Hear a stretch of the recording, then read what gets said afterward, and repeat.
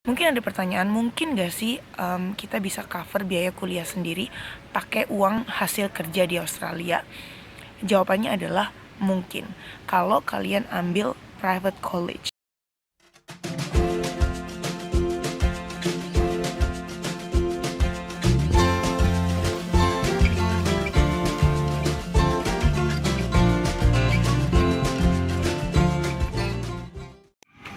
Halo semua, balik lagi di channel aku.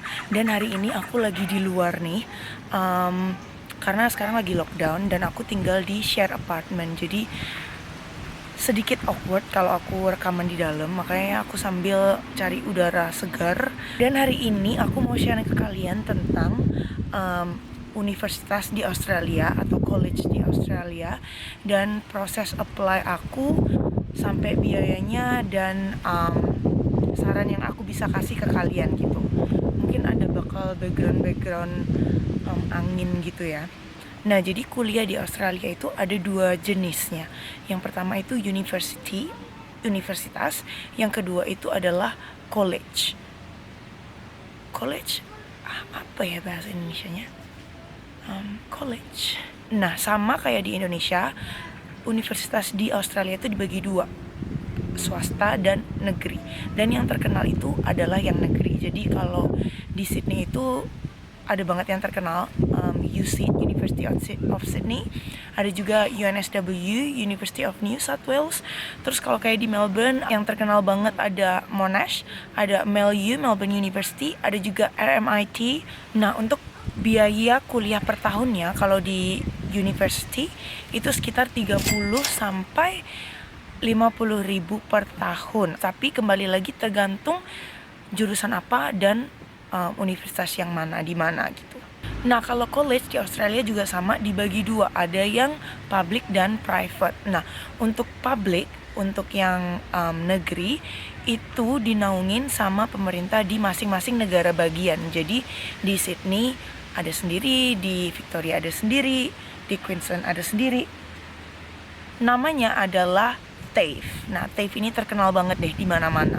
Karena biasanya masyarakat Australia itu kalau misalnya mereka nggak mau S1 gitu ya, nggak mau gelar yang tinggi-tinggi, mereka maunya sekolah aja sesuatu yang praktikal, yang hands on gitu, mereka biasanya ambil TAFE ini gitu.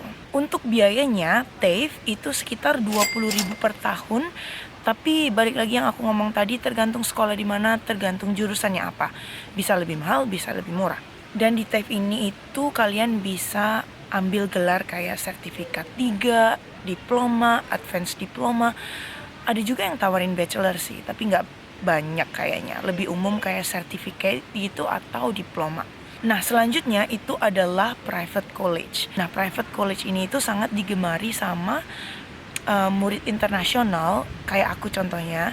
Soalnya kenapa? Yang pertama, private college ini jauh lebih murah karena harganya bisa sampai setengah dari TAFE. Kayak aku sekarang lagi ambil Early Childhood Education and Care di private college, dan biaya yang aku keluarin itu sekitar 8.000 per tahunnya.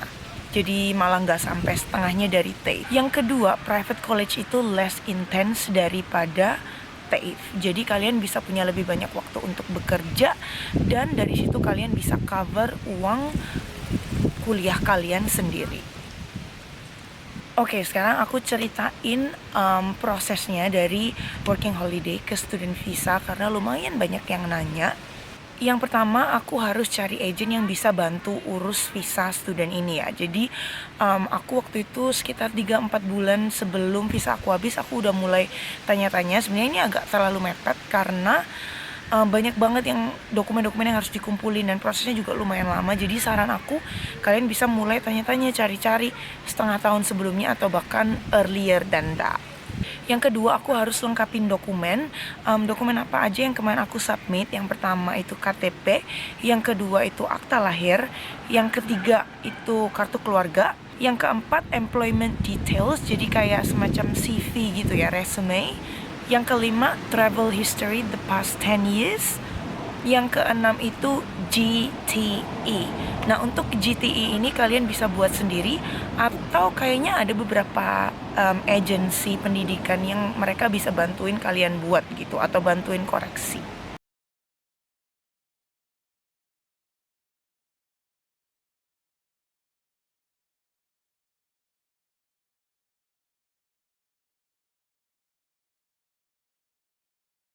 Tahap selanjutnya adalah pembayaran. Ini tahap yang paling menyakitkan karena di awal kemarin tuh kalau nggak salah aku bayar sekitar 3.000 sampai 4.000 dolar untuk daftar visa ini ya. Nah, rinciannya aku bakal taruh di sini. Setelah kita bayar, itu kita harus lodge visanya. Jadi lodge visanya ini tuh dibantu sama agency.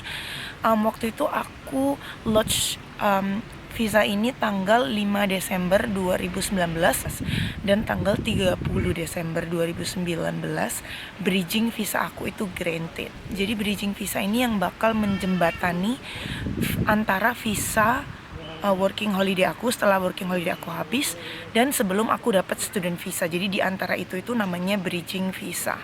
Dan di masa aku nungguin student visa aku granted itu aku harus medical check up. Dan di tanggal 29 Januari 2020 student visa aku granted. Nah, untuk saran-saran yang aku bisa kasih ke kalian, yang pertama kalian harus banding-bandingin agent.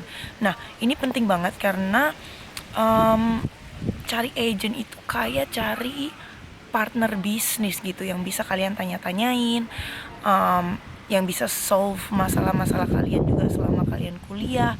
Pokoknya yang bisa bantu kalian selama kuliah ya agensi kalian gitu. Jadi kalian harus banding-bandingin. Menurut aku yang gercep gitu bagus dan juga yang offer discount ya. Karena agent aku yang sekarang itu dia gercep. Nah, jadi kebetulan kayak agensi aku kemarin itu offer 10% cashback. Lumayan banget kan? Tapi ingat jangan percaya 100% sama semua kata-kata yang dibilang sama agent kalian juga. Karena agent ini mereka juga kerja kan. Mereka dapat komisi dari sekolah yang bakal nantinya kalian ambil. Jadi kadang kalian bakal di-push untuk masuk ke satu college karena mungkin mereka dapat komisi yang lebih gede. Jadi makanya kalian juga harus banding-bandingin sendiri juga. Tanya-tanya ke teman kalian, tanya-tanya ke teman punya teman, orang-orang yang pernah belajar di college tersebut dan orang-orang yang pernah pakai agensi ini juga. Yang kedua, ini penting banget, kalian harus pikirin kalian tuh mau ambil jurusan apa. Terus kalian mau ambil gelar apa? Sertifikat 3 kah yang cuma 9 bulan? Diploma kah yang 2 tahun? Atau advance diploma kah yang 2,5 tahun? Dan kalian ini ada rencana mau ambil PR nggak? Nah, karena PR ini banyak banget listnya ya. Listnya, list pekerjaan yang masuk di kategori untuk apply permanent residency itu banyak. Salah satunya yang aku sekolah sekarang, childcare. Terus ada juga culinary arts.